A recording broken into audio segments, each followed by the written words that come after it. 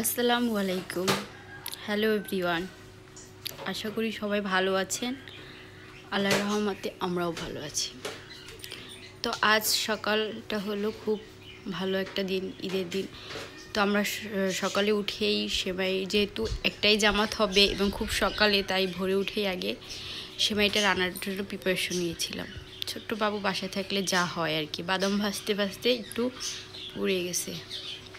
তো সেমাই রান্নার জন্য প্রিপারেশন নেওয়া হচ্ছিল। যেহেতু মিষ্টি মুখ করি না, আমাদের যেতে হয়, সেজন্য আমি চেষ্টা করি খুব সকালেই সেমাইটা রান্না করে ফেলার। ঘুম থেকে উঠে প্রথম কাজ ঈদের সকালে আমার এটার প্রিপারেশনই নিচ্ছিলাম। যেহেতু আমরা মাত্র 2 জন মানুষ, আর কুরবানি ঈদের আশেপাশে থেকে তেমন কেউ আসবে না আমি জানি। বাচ্চারা তেমন এখন আর সেমাই খেতে চায় না, ওদের জন্য আলাদা লুডুস রান্না করা হয়। তাই শুধু আমাদের দুজনের জন্য অল্প একটু সেমাই রান্না করা হচ্ছে। তো আমি অপেক্ষা করতেছিলাম যে দুধটা জানি গরম হয়। আর আমার কাছে ভালো লাগে দারচিনি আর এলাচ দিয়ে সেমাই রান্না করতে। হয়তো অনেকে পছন্দ করেন না, তবে আমার ভালো লাগে, তাই আমি অল্প একটু দিয়ে দিলাম। এবার অপেক্ষা করতেছিলাম কখন দুধটা গরম হবে। এর ভিতরে দুধটা গরম হলেই সেমাই আর সেই বাদাম পরিষ্কার করে রেখে একসাথে দিয়ে দিব। সেই প্রিপারেশনই চলছে এখানে।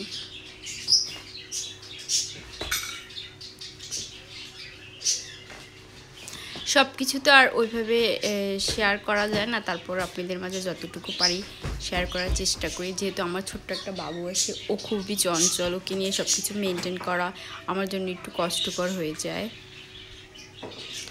তো আমার বাদাম অনেক প্রিয়, আমি অনেক বেশি বাদাম দিতে পছন্দ করি। এখানে কাজু বাদাম, পিস্তা বাদাম আলাদা আমি ঘি দিয়ে ভেজে রেখেছি, ওগুলো আমি পরে সেমাইয়ের সাথে দিব উপরে আর কি সেমাইয়ের। কিন্তু এই বাদামটা আমি সেমাইয়ের সাথেই রান্না করি, যেহেতু এটা একটু বেশি হার্ডি।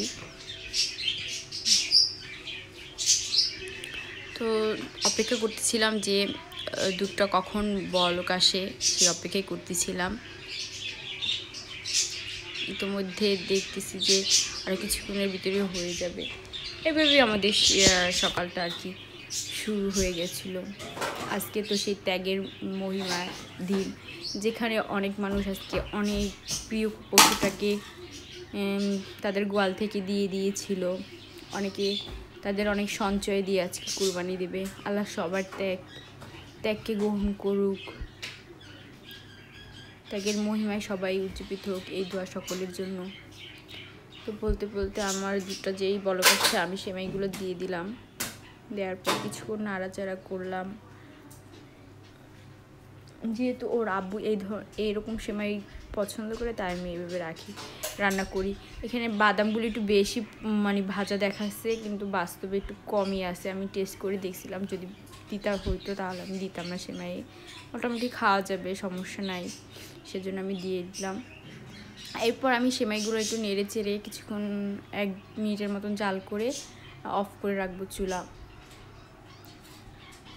তারপর আমি একটা বাটি রেডি করে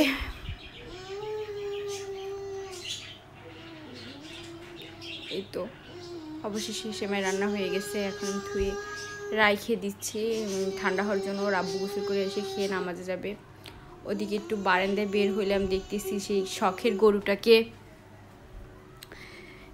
গোসল করানো হচ্ছে। যদিও এটা আমাদের বিল্ডিংয়েরই গরু, কিন্তু আমাদের না, আলহামদুলিল্লাহ। তারপরও আমরা শুকরিয়া আল্লাহর কাছে যে আল্লাহ ভালো রাখছে, আল্লাহ তৌফিক দিক সবাইকে কুরবানি দেওয়ার। তো ওর আব্বু টাব্বু সবাই বাইরে বসে সেগুলোই দেখতেছিল যে গরুটাকে গোসল করানো হচ্ছে। এই দিনটা আসলে একটু কষ্ট হয়ে যায়, তারপরেও কিছু করার নেই। সবচেয়ে কষ্টদায়ক সময় হলো এইটা, যখন দেখি সবাই মিলে গরুটাকে ফালানো হচ্ছে, গরুটা উঠতে যাচ্ছে, তখন খুব কষ্ট হয়। তারপরও কিছু করার নেই, আল্লাহর নামে যেহেতু ত্যাগ করতে হবে। আল্লাহ সবার ত্যাগকে গ্রহণ করুক, আর কিছুই বলার নেই। তো ছোট ছোট বাচ্চারাও আমাদের আশেপাশে যারা আছে ওরাও এসে গরুটার দেখতেছে যে গরুটার অনেক কষ্ট করে করছে। গরুটা তো ওর পা এক হাত পা দিয়ে আরেক পা খুলেই ফেলছিল, তো সবাই ভয় পাইতেছিল। জীবন তো কেউ সহজে দিতে চায় না। তো এইভাবে করে অবশেষে মনে হয় গরুটা জবাই দেওয়া হয়ে গেছে। বাচ্চারা সব জড়ো হয়ে দেখতেছিল। আমাদের আশেপাশে একটু ঘনবসতিপূর্ণ এলাকা, তো এখানে বাচ্চাদের সংখ্যা একটু বেশি। সবসময় আমার ভিডিওতে দেখা যাবে যে বাচ্চাগুলো একটু বেশি থাকে।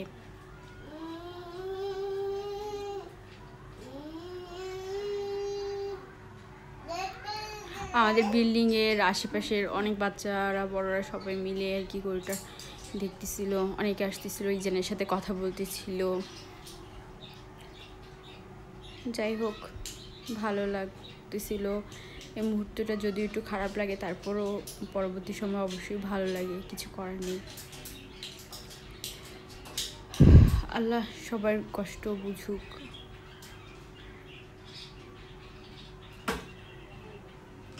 তো এই মেয়েটা আসতেছিল, ইজান আমার কোলে, তাই ইজানকে বলতেছিল ইজান ঈদ মোবারক।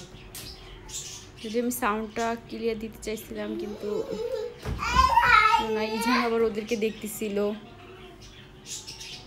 সবাই ইজানকে ঈদ মোবারক জানাচ্ছিল। ও তো রীতিমতো ইজানের সাথে মানে করতেছিল যে ইজানও কেন ওকে ঈদ মোবারক জানাচ্ছে না, ইজানকে করে নেওয়ার অনেক চেষ্টা করতেছিল। কিন্তু আমার ছেলে যে কি দুষ্টু, ও সবার কুলে যেতে চায় না, আবার নাম কই মিশুকে দূর থেকে আবার ও, এরা সবাই মোটামুটি আমাদের পরিচিত, খুব আপনজন বললেই চলে। ওরা আসছে সবাই সাথে, সবাই ইজানকে ঈদ মোবারক বলতে, সবাই ইজানকে ঈদ মোবারক বলতেছিল। আমার বাচ্চা তো মহা খুশি সবাইকে পেয়ে। এর আবার এসে আমাকে মেহেদি দেখাচ্ছিল যে দেখেন আমার মেহেদিগুলো। তো আমি বললাম যে এরকম দেখি তো তোমরা কে কেমন দিছো। ওরা আবার একটু শ্যুটের মুডেও ছিল। মানে এখনকার বাচ্চারা যা হয় একেবারে আধুনিক। যাই হোক, ওরা মেহেদিগুলো আলহামদুলিল্লাহ ওরা সুন্দরভাবে দিতে পারছে। আর ইজানের তো ওরা টানাটানি করতেছে, ইজানের হাত দিয়ে ওরা টিকটক বানাচ্ছিল, করতেছিল। কিন্তু ইজান তো দুষ্টু, ও কিছুই ওদের সাথে করতেছিল না। এরপর আমি বাসের ভিতর চলে আসলাম। দেন আমার বাবুর সাথে একটু ঈদের সকালে খুঁটিনাটি খুলসুটি যেটাকে বলে সেটা করলাম। আলহামদুলিল্লাহ অবশেষে যে গরুটা আপনাদের দেখাইছিলাম যে কোরবানির জন্য রেডি করা হচ্ছে, সেই গরুটা মাংসই আমাদের বিল্ডিংয়ের থেকে দেওয়া হয়েছে। আমাদের যে বাড়ি অনার মালিক, সে আমাদের বেশ মানে 8 বছর ধরেই আমাদের সাথে আসেন। ওরা আমাদের খুব রিলেটিভের মতন। তো আন্টির আমাদের বেশ কিছু মাংসই দিয়েছিল।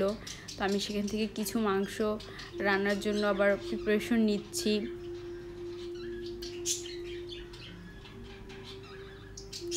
যদিও সকলে এই রেসিপিটা অনেক বেশি ভালো করে পারেন, আমার থেকে হয়তো অনেক সুন্দর করে পারেন, তারপরেও আমি যেভাবে করি সেটা আপনাদের সাথে আর কি একটু শেয়ার করার চেষ্টা করলাম, আর কিছুই না।